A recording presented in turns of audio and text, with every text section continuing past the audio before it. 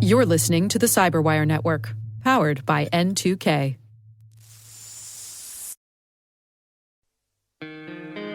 Hi, I'm Maria Varmazes, and I'm the host of T-, the only daily podcast for the space industry. Every weekday, I'll be covering the latest news in space technology, business, and governance by talking with the people who are forging the path in this new space era. If you're a space professional looking to separate the signal from the noise and stay current on what's happening, this show is for you. Join me every day for T-, the daily space industry podcast. Listen on all major podcast platforms or visit space.n2k.com. That's space.n2k.com.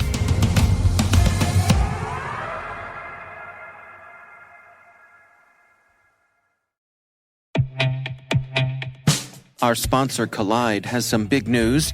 If you're an Okta user, they can get your entire fleet up to 100% compliance. How? If a device isn't compliant, the user can't log into your cloud apps until they fix the problem. It's that simple. Without Collide, IT struggles to solve basic problems, like ensuring everyone's OS and browser are up to date. Unsecure devices log into your company's apps with no problems because there's nothing there to stop them. But Collide works seamlessly with Okta to enforce compliance as part of authentication and complete the zero-trust security puzzle. Visit collide.com/CyberWire Daily to learn more or book a demo. That's KOLIDE.com/CyberWire Daily.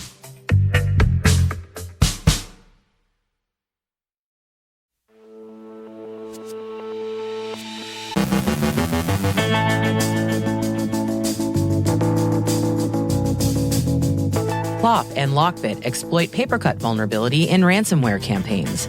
Infostealer traded in the C2C market. All ads are trying to get your money, but some just take it. CISA requests comment on software self-attestation form.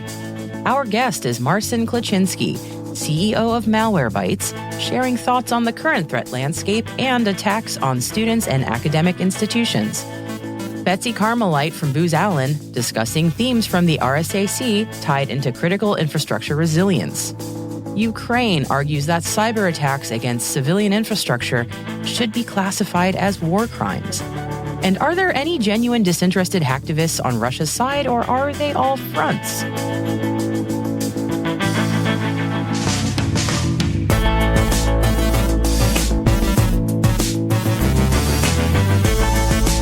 From the CyberWire Boston Bureau, I'm Maria Varmazes with your CyberWire summary for Friday, April 28th, 2023.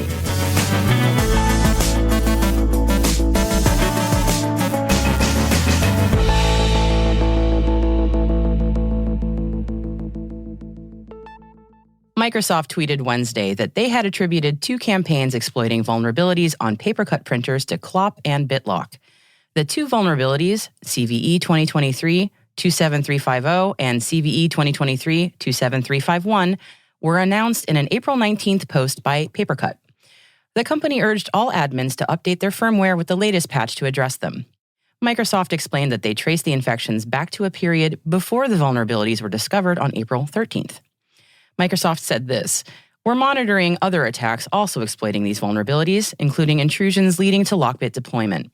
More threat actors could follow suit. It's critical for organizations to follow PaperCut's recommendation to upgrade applications and servers." Bleeping Computer, who's periodically in touch with the Cl0p operators, reports that the Cl0p ransomware operation confirmed to Bleeping Computer that they were behind the attacks on PaperCut servers, which they started exploiting on April 13th. In reply to our questions about the LockBit attacks, Microsoft said they had nothing further to share. In any case, the standing advice is still sound. Look to your systems and apply patches in accordance with vendor instructions. Security Week reports that researchers at threat intelligence company Cybel have analyzed an info-stealing malware tracked as Atomic Mac OS Stealer, or AMOS for short. The malware incorporates an array of data theft capabilities. One of its authors claims on Telegram that AMOS can steal all passwords from the keychain, full system information, and files from the compromised computer. The malware has been offered to the criminal-to-criminal trade by subscription on Telegram for $1,000 a month. Amos is also allegedly capable of stealing passwords, cookies, crypto wallets, and payment information from a multitude of browsers. The malware is delivered as a DMG file, and when first executed, it displays a fake prompt to trick the victim into handing over their Mac OS system password. This is notable because Security Week highlights that while Mac OS-based malware may boast many capabilities, getting it to run on the system can prove difficult. Their report goes on to say that a Trellix researcher noted an IP address in use by the malware that could potentially be linked to Raccoonstealer, a malware used by threat actors in Ukraine and Russia. One weird trick to get people to click on that link: tell them they'll be taken to the kind of saucy content we've curiously agreed to call adult, though in truth it's really more accurately described as adolescent, or so we hear. We never click ourselves. Anyhow, it's not news that threat actors use clickbait advertisements to infect users' computers with malware. As Guardio reports, however, the scale at which one threat actor has been conducting these campaigns is pretty noteworthy. One of those campaigns, linked to a Vietnamese threat actor, has been ongoing for months now, gaining more traction lately, using resilient deployment techniques, and is estimated to surpass 500,000 infections worldwide so far. The campaign uses Facebook ads distributed from business accounts depicting free adult content, venerable clickbait, to get users to download a zip file of the alleged images. The images are actually executable files, and they take the user to a website while, in the background, the stealer will silently deploy, execute, and gain persistency to periodically exfiltrate your session's cookies, accounts, crypto wallets, and more. The threat actor uses commercially available hard disk manufacturers to avoid detection. Guardio reports that this campaign alone reached 500,000 deployments in 3 months. With the opportunity to effortlessly distribute millions of copies a day with the power of social networks' advertisement infrastructure, the damage that these threat actors can do in just a few hours without detection is overwhelming. So that ad that had your attention may immediately thereafter have your crypto wallet. The U.S. Cybersecurity and Infrastructure Agency, or CISA, yesterday released a request for comment on a drafted self-attestation form for federal government software providers.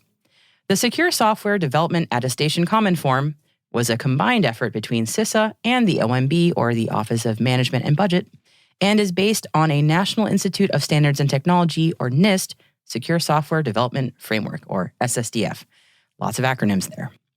Speaking of acronyms, the FCW explained on Tuesday that the form is intended for software vendors to prove that their products are secure to the standards of federal government customers, with the government's ultimate goal being to work towards securing the supply chain. This follows a 2021 executive order on improving cybersecurity throughout the United States and a later memo that same year from OMB requiring federal agencies to acquire self-attestation forms from vendors, with a looming September deadline. Public comment on the form will be accepted through June 26, 2023 via a comment box on the regulations.gov website, so go take a look and let CISA know what you think. Speaking at RSAC this week, Ilya Vidyuk, Ukraine's head of the Department of Cyber Information Security in the Security Service of Ukraine, urged that cyber attacks against civilian infrastructure should be treated as war crimes. Infosecurity magazine quotes him as saying this: "I do believe that military commanders that are in charge of special forces and special services, like the Russian GRU or SVR, who are responsible for cyber attacks on civilian infrastructure, should also be convicted as war criminals. Such attacks would presumably violate one or more of the principles that underlie the laws of armed conflict: proportionality, discrimination, and military necessity." Vidyuk also presented the case, the Cyberscoop reports, that there are no genuine hacktivists working in the interest of Russia. More than 90% of all cyber attacks targeting Ukraine are either conducted by special services or by state-sponsored groups, Vidyuk said. "I do believe that there is no so-called hacktivism in Russia at all." Now, he described a brief wave of pre-war Russian arrests of cybercriminals as effectively an intimidation campaign. Work for the security organs or face the consequences. The arrests of some Revil members in the weeks before the war were an example of that kind of strong-arm recruitment. Noting that the prosecutions had all stalled by May, Vidyuk added this: This was an attempt to intimidate them and others to show that you need to work for us, and now you need to work against Ukraine. Recruiting auxiliaries to work as fronts for Russian security and intelligence services would not have been particularly difficult. The ties between the organs and the underworld have been close for a long time. And a final note on the most prominent Russian hacktivist auxiliary, Killnet. This week, the group announced that it would henceforth act as a private military hacking corporation, a kind of a Wagner group for cyberspace. It's just now announced, presumably for the benefit of prospective customers, that it would be unavailable for 72 hours while it reorganizes. We wonder if, like so many other corporate reorganizations, it will be accompanied by consultants, offsites, team-building exercises, and the like. So consider Kill Milk, which is the nom de hack of the guy in charge. Is this guy going to test as an ENTP on the Myers-Briggs? Or our money this guy tests out as a JERK? But that's just us. Lead by example, Mr. Milk.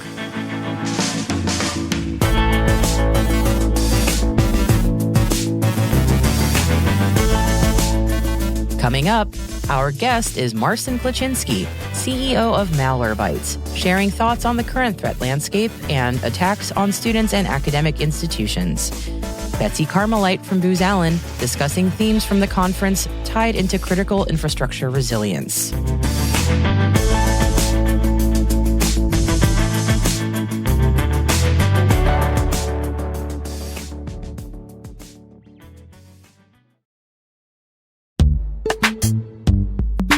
And now, a word from our sponsor, SpyCloud, the cybercrime analytics leader. SpyCloud disrupts cybercrime by telling you what criminals know about your business and your customers, so you can take action to prevent ransomware, account takeover, and online fraud. SpyCloud constantly recaptures and analyzes new data from the criminal underground, including credentials, cookies, and PII siphoned from malware-infected devices. With knowledge of the specific data criminals have in hand from Infostealer malware on managed and unmanaged devices, security teams can respond with a more efficient and effective process called post-infection remediation. Get SpyCloud's post-infection remediation guide outlining the 7 steps for preventing a malware infection from becoming a full-blown ransomware incident. Visit spycloud.com/cyberwire. That's spycloud.com/cyberwire. And we thank SpyCloud for sponsoring our show.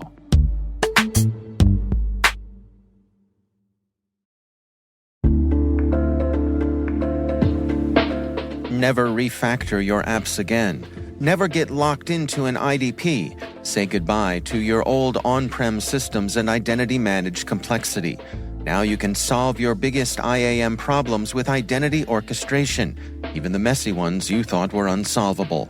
Bring Strata any IAM use case, like modernizing legacy apps to use passwordless authentication, migrating from one IDP to another, or enabling identity operation resiliency. Strata's identity orchestration platform is designed to extend the value of your identity infrastructure, no matter the complexity or scale. What's more, Strata's software is lightweight and flexible, developer-friendly, and vendor-agnostic. Want to see it in action? Share your identity challenge with Strata on a discovery call, and they'll hook you up with a complimentary pair of AirPods Pro. Don't miss out. Visit strata.io/cyberwire. That's strata.io/cyberwire.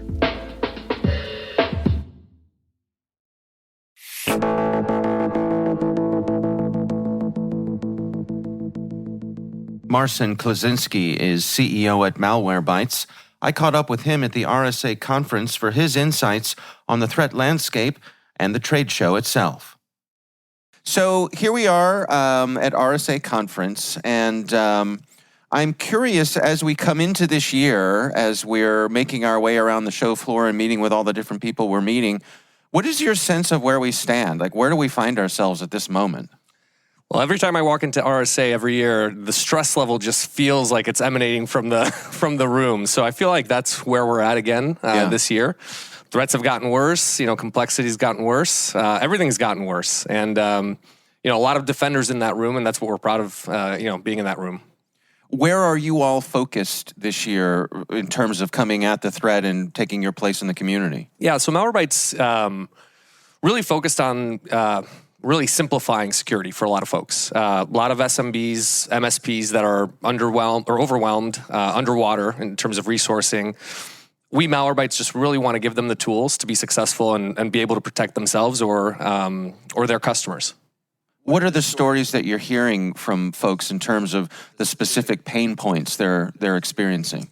Every year, ransomware is just a common thread. We're seeing smaller and smaller businesses, education, hospitals continue to be affected by ransomware, and this is really causing real life issues. Right? We're now talking about students' mental health being exposed online, patients' records being locked.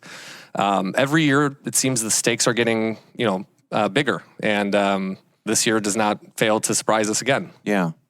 We're seeing economic headwinds, and that is finally sort of hitting the folks in cyber. We've seen some layoffs, and of course, every year, folks have to submit their budgets to the boards and the powers that be. Yep. What are your insights on how people go about prioritizing that? The things that they present, the things they buy? Yeah, well, security is a necessity, right? It's a conversation in the boardroom, and you don't want to be the company in the news, or more importantly, you don't want your data stolen, your business affected. But every year is a challenge to go get the budget that you need for people, for technology. And over the years, I've seen many tools, products that are marketed well, booths at RSA, Sure. but sit on the shelf. And I think, over the years, people continue to buy things, don't necessarily implement them. As we face economic headwinds, security will always be necessary, but not as much of it. I think using the tools that you're in your arsenal more effectively, is really the name of the game. Do you have recommendations for how people set those priorities as they look at their security stack? What do I keep? What am I making use of? What am I not? Or is that usually pretty self-evident for folks? Well, both, right? I think there are some things where you just look at it and we haven't really used this in a year, and it's not really delivering the value, or we can consolidate it with another vendor. But it's an exercise that you kind of have to go through every year to see what are we using, what is deployed, what could be deployed, what is implemented well, what can replace a person, or better said, fill a need where we can't hire that person or can't find that person. Right. So I think it's an exercise every year to just justify all the technology and things you've implemented, really. In terms of longer-term trends, as you walk around the show floor here, where do you think we're going as you look towards the horizon? More marketing. Well, that's certainly the easy message to get here right now. Yeah, there's yet another, buzzword somewhere on some booth that will be, predominant next year. Look, I think security is really hard, and we as vendors make it even harder by throwing out all these marketing terms. And first there's MDR, now it's XDR, what's next, right? EDR and so on. I do think as an industry, we need to get better around just simplifying security for our customers. And buzzwords and hand waving and all that, I just think that really creates a lot of confusion. It's one of my pet peeves at RSA is walking around and just seeing some of the messaging, knowing what the product and the company do versus what is on the actual banner and such. So, my best advice to folks is always get a demo and really understand the value that this could provide. And are you solving a security need, or did you get drawn in by pretty good marketing messaging on the banners? Yeah. How about the human side of it as well? I mean, the folks who are making these decisions, running these products and implementing them every day, they're facing real stress. How do you feel about that side of it, and how we're attending to their emotional needs? Yeah, I'm very empathetic because, I obviously am in security. I'm a CEO of a security company. At the same time, know that we have people that haven't worked in security their entire life, accountants and, HR folks and so on. And so their needs are, as with every other company, like you've got to protect them. They don't know security. We continue to phish them. So I am empathetic because I understand the problem set. Mm-hmm. I also work with, thousands of customers, very small businesses up to kind of medium enterprises. And every day is a challenge. It's like, well, I have to do this all by myself because I don't have the staff and I don't have the money for the staff. So really every day we wake up, it's like, how do we make this simpler? And I think the industry as a whole needs to embrace that mentality. That's Marcin Kleczynski, CEO at Malwarebytes.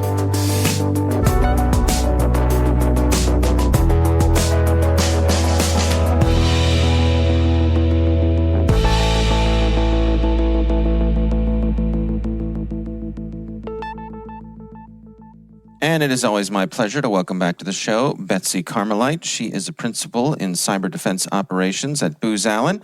Betsy, great to see you here in person at the RSA conference. Likewise, Dave. This is really fun. We have a specific topic we want to touch on here today, and that is critical infrastructure and resilience. I know that is something that you and your colleagues have been focused on lately. What can you share with us here? Yeah, so the theme of this year's RSA conference has been Stronger Together. And if I've heard one thing throughout all these panels, it's this theme of understanding how to be resilient. And cyber resiliency, among others with partnerships, has very much played out in a lot of the panels and discussions that I've observed and my colleagues and I are having here at RSA. So when we're talking about resilience when it comes to critical infrastructure, I mean, there's a lot of players that notion touches. Yeah. So I think in the past we've really focused on cyber defense, and that's certainly the field that I work in. But the theme of cyber resiliency is really the sense of being able to withstand and recover from a cyber attack or incident, and the acknowledgement of the fact that you will be attacked, you've likely been compromised or will be compromised, is really at the core of anticipating how you do withstand an attack and recover. Also, zero trust plays into this. You and I have talked a lot about zero trust in the past and already. But yeah, this is really the lens through which I've attended these sessions, listened and observed, and really focused on critical infrastructure resiliency too. And what are you seeing this year at the conference in terms of the attention that this topic is receiving? I have to start with Ukraine. Some of the discussions with our Ukrainian counterparts who are here, talking about their roles as they are going through an ongoing conflict with Russia, and how the speakers, whether it's across the U.S. government, private industry, vendors, how they're talking about holding up Ukraine as a model of cyber resiliency, and really taking those lessons and working to maintain the operability of Ukraine's infrastructure in the day-to-day war, but also, when it comes to U.S. and what we're anticipating with our adversaries, what are we going to learn and continue to uphold that example of Ukraine as a model? And what are some of the specific things that are being discussed when it comes to that? Yeah, so we heard that the Ukrainian lessons in resilience made their way into the national cybersecurity strategy. There was a lot of time to consider what was going on in Ukraine. It's been under attack since at least 2014, when the annexation of Crimea occurred, if not longer before that. And it's really been a testing ground for cyber capabilities. So taking the lessons of how the Russians turn their tools on Ukraine and often before unleashing them on the U.S., and let's talk about how APT-28 has affected us and our election infrastructure. So, taking those lessons learned, and it's very interesting that made it into our own national cybersecurity strategy. Also, we're seeing from Ukraine the private industry and U.S. government and partner support in the cybersecurity space was a psychological game changer for Ukraine to kind of sustain, understand that they're supported by the international community, and really buoyed its ability to react to both kinetic and cyber attacks. On the Ukrainian power grid, for example, they were able to understand and anticipate a kinetic attack because they saw their telecoms infrastructure under a cyber attack the day before. A TV tower went down in a physical attack. And so moving beyond what's going on in Ukraine, I mean, how does that inform how we approach these things here stateside? Yeah, so if we're looking at resiliency and using that as an example, but also our day-to-day, as our own uplift and enhancements occur across our own cybersecurity organizations, private industry, trust and communication has been a theme. Not surprising, but that's really, building the trust, maintaining the trust. We saw private companies reaching out to the Ukrainian government. How can we help you with our data, with our cybersecurity tools? The FBI reaching out to companies and calling in requests to help Ukraine. Informing U.S. companies if they were unknowingly supporting Russian activities via their infrastructure. So as we look forward toward the horizon, where do you suppose we're headed here? More immediately, and another kind of geopolitical view on this that's kind of on everybody's minds, is this really positions the U.S. to consider the range of potential attacks that might result from the China-Taiwan scenario. And so, what can we pay attention to with how Ukraine has shown its resiliency? But also, let's be aware, China is paying attention to U.S. reactions to Russia and how our assistance is playing out in cyberspace. So it's very encouraging in knowing that our, larger partnership across, again, public, private, government, industry, they're all watching this as well and taking the notes to see what could happen probably in a China-Taiwan scenario as well. Yeah.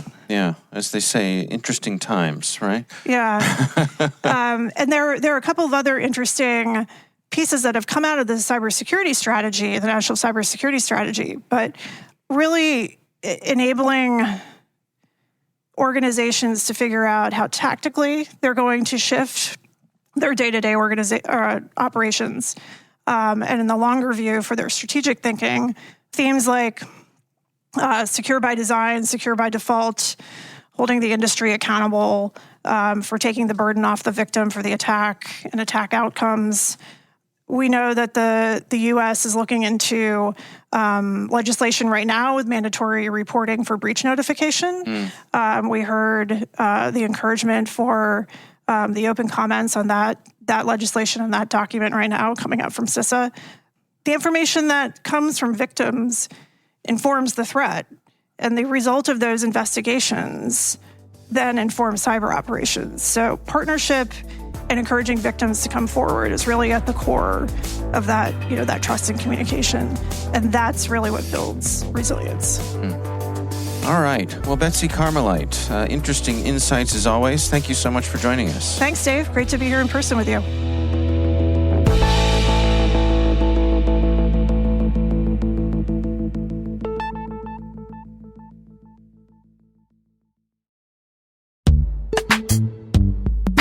And now, a word from our sponsor, Halcyon. Ransomware is still one of the largest threats facing businesses in 2023. The Halcyon platform was built to stop it through a multi-layered protection approach featuring full encryption key capture, automated decryption, and the ability to prevent other security tools on the endpoint from being unhooked. Learn more about how they're leveraging capsule network-based machine learning to reduce ransomware recovery times down to minutes by visiting halcyon.ai.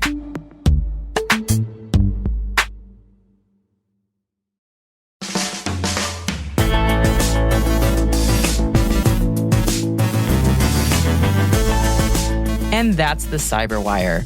For links to all of today's stories, check out our daily briefing at thecyberwire.com. And for professionals and cybersecurity leaders who want to stay abreast of this rapidly evolving field, sign up for CyberWire Pro. It'll save you time and keep you informed. Listen for us on your Alexa smart speaker too. The CyberWire podcast is a production of N2K Networks, proudly produced in Maryland out of the startup studios of Data Tribe, where they're co-building the next generation of cybersecurity teams and technology.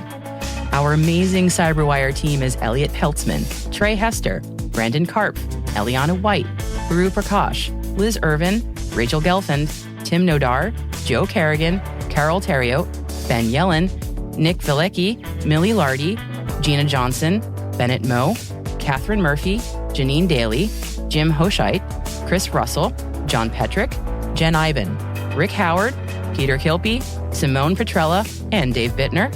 I'm Maria Varmazes. Thanks for listening.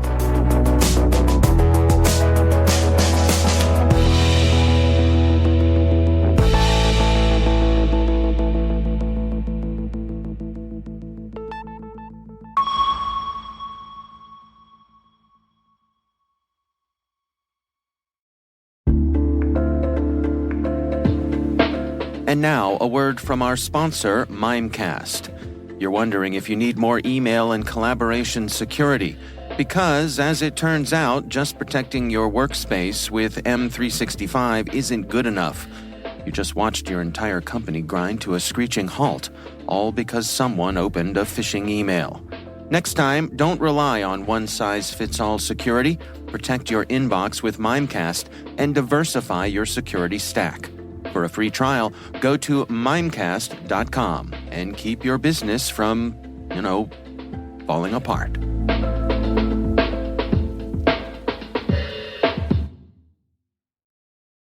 On a final note, our friends at N2K just launched T-, the only daily space podcast. Here's what you can expect from the show. Stay tuned for T-, ready to launch. We are in a new space era. T-minus 20 seconds. Advances in engineering and manufacturing have given us access to the heavens in ways that seemed almost unthinkable not that long ago. Private and public sector cooperation in the space industry is leading to innovation that sometimes feels like it's right out of a page of science fiction.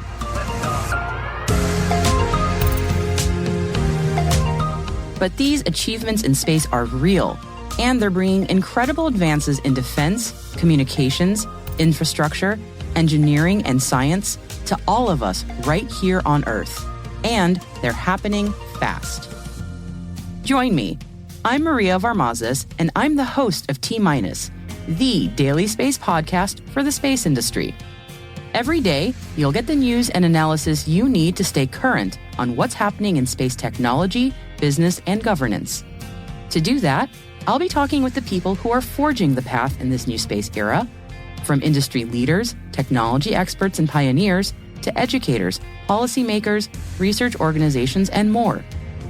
If you're a space professional looking to separate the signal from the noise and stay current on what's happening, this show is for you. Join me every day for T-, the daily space industry podcast. T-minus. Available on all major podcast platforms.